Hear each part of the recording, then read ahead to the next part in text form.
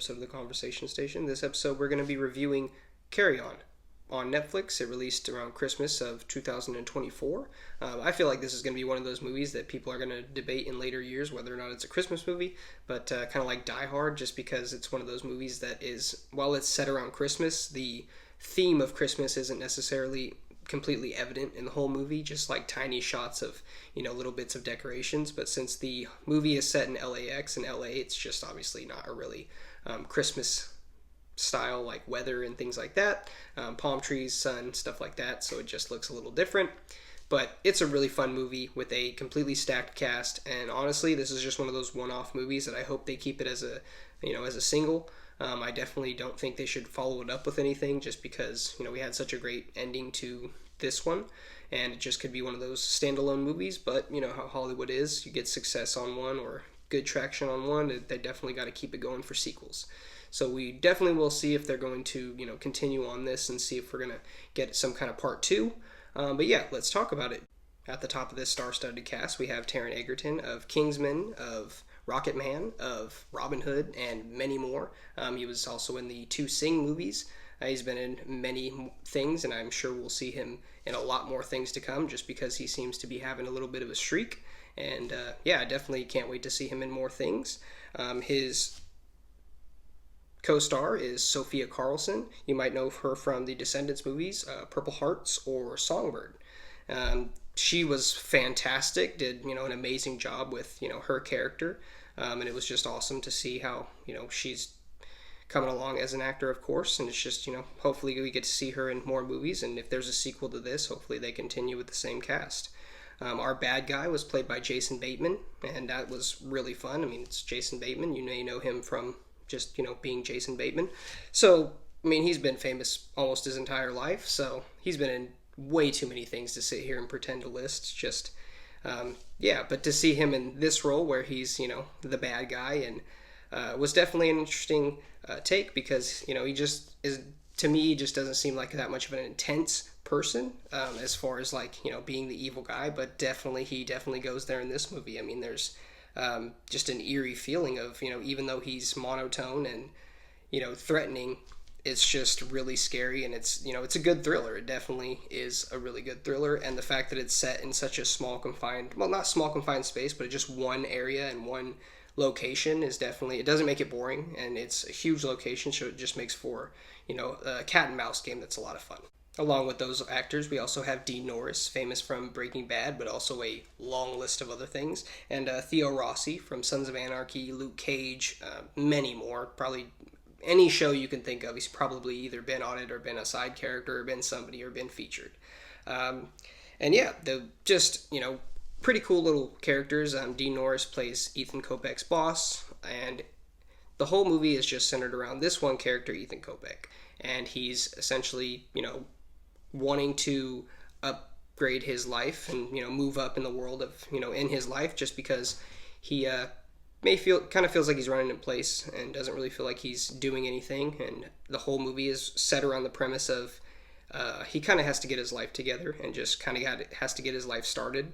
And this is kind of a way to force him into it. At the beginning of the movie, we learn that his girlfriend is expecting a child, and obviously that raises the stakes and raises pretty much everything in his life, and would make any man want to do more and just want to climb higher and do things like that and just succeed for his family and everything else, for just the success of his family. And so he goes in there and he wants to be on the line for TSA. And I guess usually he's not on that line to watch, the stuff go through the belt. But his boss, Dean Norris, is like, at first he just kind of writes him off. Like, you know what? You don't want to be here. I don't want to give you the chance because it's just not going to, it's not going to pan out. Eventually, after sweet talking his way, he eventually is able to, be put on the belt, and he's, watching stuff go through. Everything's going fine. And unfortunately, that's where, everything kind of goes wrong. A lady puts an earpiece into a little bin and says, "Hey, this isn't mine. I don't know whose it is." And he grabs it, and as he's walking over to go put it away, he gets a text message that says, put the earpiece in. And when he does, it just leads to a whole cascade of events that, it's so funny that, honestly, the whole movie could have just been avoided by him just being like, No, and throwing that thing in there and just kind of putting it away and completely ignoring it. I mean, whether or not anything would have happened to him if he didn't know anything was going to happen to him, like they can't threaten your girlfriend if you don't know they're even talking to you. So that was kind of a funny thing. Like I kind of thought, like if he would have just thrown that thing in the drawer and just closed it and ignored the text, like what really could they have done other than like follow up text of like, hey, we'll kill your girlfriend. But yeah, obviously that's probably the route they would have went. But as you see as the film goes on, you see just how devious and evil Jason Bateman and his people, the people that are paying for him to do this job, are. And it just puts that much more pressure on the movie. And, you really feel how much danger that, Ethan is in this whole movie and how stressed he is. And it's like you're trapped because you're literally around what's supposed to be one of the most securest areas in the world, which is an airport. And you're essentially being held hostage in this airport. And but unfortunately, it was supposed to be his friend that was supposed to be at the line, but he just ended up getting switched out. His friend vouched for him and said, hey, you could take my spot. So he was the one that ended up being there. And honestly, it ended up being kind of a good thing because the friend that he replaced had 2 twins and a wife at home, and Jason Bateman's people were ready to attack and abduct those 3 family members of that person. And luckily, at the last minute, since they realized it was the wrong person, they obviously call that off. But that just goes to show you how how evil these people are and how serious it really was, how serious the situation it was. And as it goes on, there's another person that gets roped in, and it just becomes even more sinister, and it becomes sad. At a certain point, Jason Bateman kind of gives him this ultimatum, and to either you can do this or not, but either way, it's going to get done. And like you're just going to lose, and I'll just kind of have somebody else do it no matter what. And the main thing that he wanted to do was Jason Bateman wanted to get a bomb essentially onto a plane to kill a congresswoman and a lot of people on the plane to make a statement. I mean, pretty simple premise for a movie. Just a guy that wants to carry out a terrorist attack, and one guy's got to stop him. And it's literally just a Die Hard. It just feels like it's Die Hard. I mean, just written a different way, but it's not. I mean, obviously it's different. But that's the feeling. It's it's a pretty simple movie, and there's not too much to it. They don't go outside and talk about that. It is kind of figured out that who is behind the attack, so that's cool. You get to some inside. It's like, oh, okay, but they don't go too much into it where it kind of gets boring. It's like way too much off of the story. They keep it with the action. They keep the thrill, and they keep Taron Egerton running around constantly, and anytime he's just running back and forth through the airport. And it's funny, they had a lot of running scenes for him in this one. But again, it just shows you how big that area is. And even though he was confined to this one space, it's like he was still able to, run away and do all these things and get into all these problems because it's such a big space. So it didn't really make the movie boring, the fact that they didn't branch out or go anywhere. It just kind of stayed there. Now, Theo Rossi played the hitman that was on Jason Bateman's call. Now, he was driving around the airport in a van, essentially keeping a sniper rifle on Ethan's girlfriend. And, obviously Ethan couldn't tell his girlfriend any of this. And, it was just super crazy. Like, Theo Rossi genuinely, was terrifying. I mean, you just see the look in his eyes. Like, he was having fun. That character was having fun with, torturing the guy that was in the truck, as well as just making Ethan's life absolutely miserable. And he was clearly a trained killer. I mean, there was a scene where he goes into the airport, and the girl tells one of the other workers, like, hey, I need you to, go up and talk to him to slow him down so I can run away.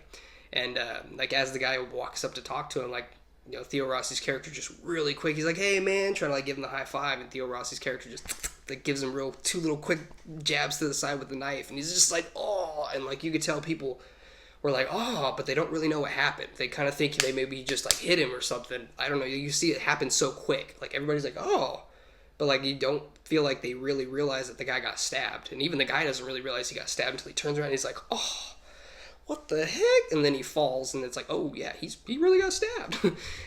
But just ruthless, absolutely brutal, and it just showcases that they don't care. It doesn't matter if civilians get in their way, anybody, they're gonna get their person, they're gonna get what they're gonna get.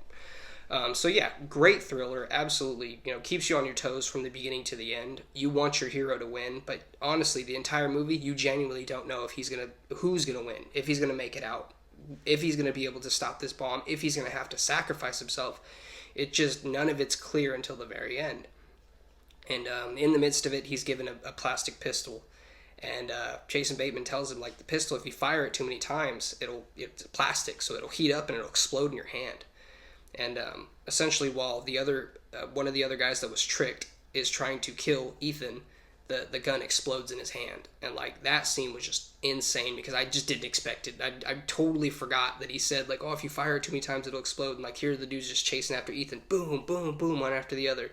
And, like, again, I was just like, oh, crap, so, like, in my head of, like, oh, Ethan's going to get shot. And then you don't realize, like, the last shot, and then gun just explodes, and obviously it's terrible. Anytime a gun explodes in somebody's hands, fatal, detrimental.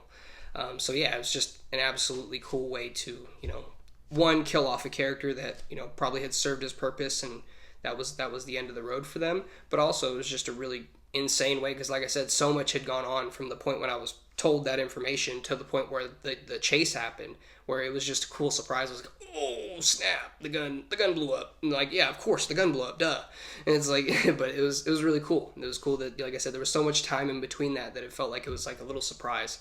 Just forgot it. It was one of those things you don't see coming. But yeah, like I said, everybody did such a fantastic job, especially Jason Bateman with his way of just being, like, even when he's not being aggressive, he's scary. And it's just that that talent that he has to be precise and just exact is the best way I can put it. He's just so confident in the way he speaks, and everything he says is very matter of fact, like the way a cold-blooded killer would, somebody who genuinely doesn't care what they're doing and is doing something terrible.